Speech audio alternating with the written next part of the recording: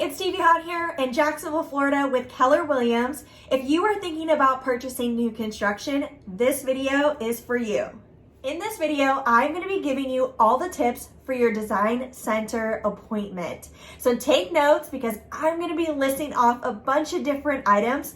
If you see me glancing over to the side, it's because I have my notes here because I want to make sure that I give you all the valuable content that you need. So I've got 3 tips for you. Let's get into tip number 1. All right, tip number 1, go through the model home with the site agent and your realtor. The reason why I say this is when you're going through the model home, it's gonna have all the bells and whistles. And you might be thinking in your mind that all of these things are included with your new build.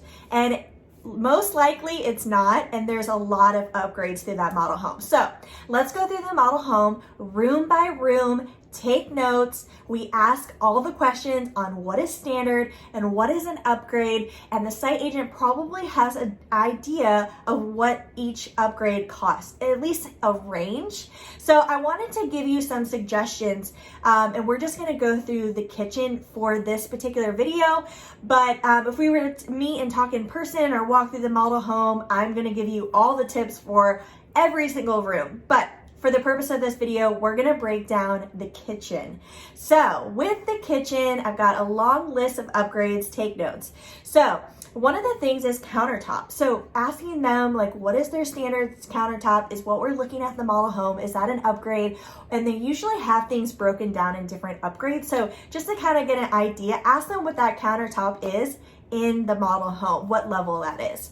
Also, the sink is an upgrade. They probably have an upgrade in the model home. Ask them what their standard is. There's so many options with just, the sink alone. Usually a standard is probably like stainless steel, shallow, has a divider, and then there's upgrades from there where they'll have a little bit deeper of an option, more open without a divider. Some builders have like different edges as an upgrade, and then you have the farmhouse style, even the white sink that's really popular right now. Okay, more upgrades to ask questions about. The hardware. What is standard? Does it come with the hardware? Do you have to get the hardware on the cabinets and the drawers when purchasing? Ask them what their appliance package is. Does it come with the fridge? Ask them in the model home, is this one of the upgrades or is this standard?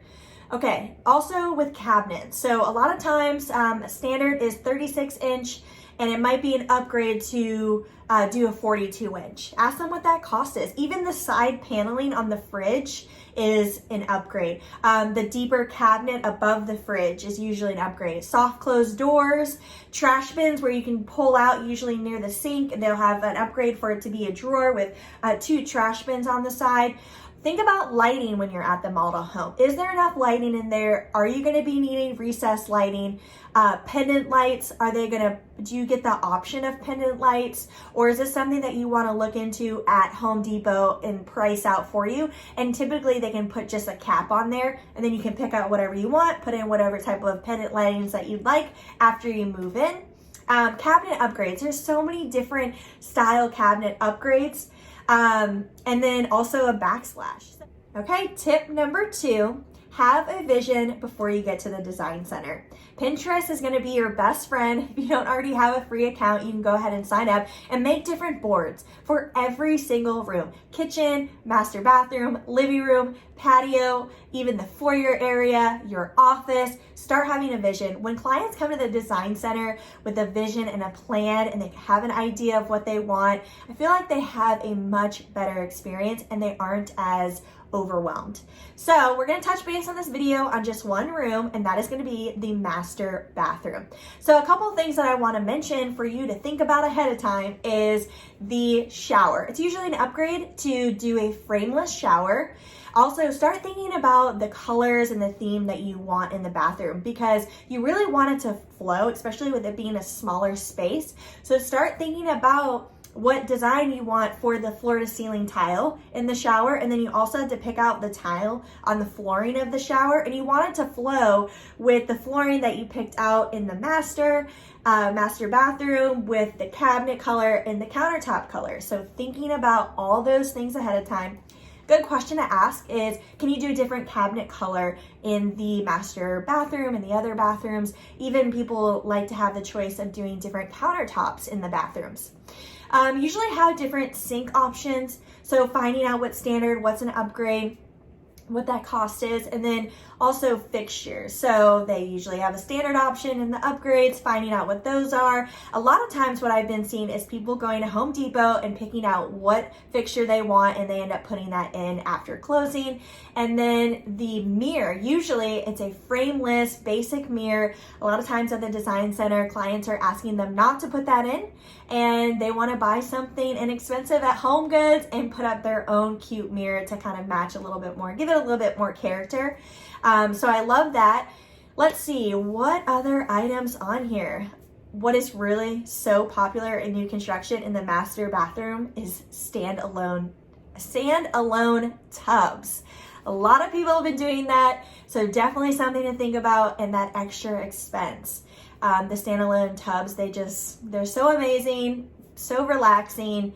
Okay, I pretty much mentioned all the things that I wanted to mention with the bathroom. So I hope that was helpful for tip number 2. Okay, so let's get into the last tip, tip number 3. We're gonna talk about money. Let's get right into it. So let's say that you are under contract with your new build at $300,000. That's the base price with the lot premium and the structural upgrades.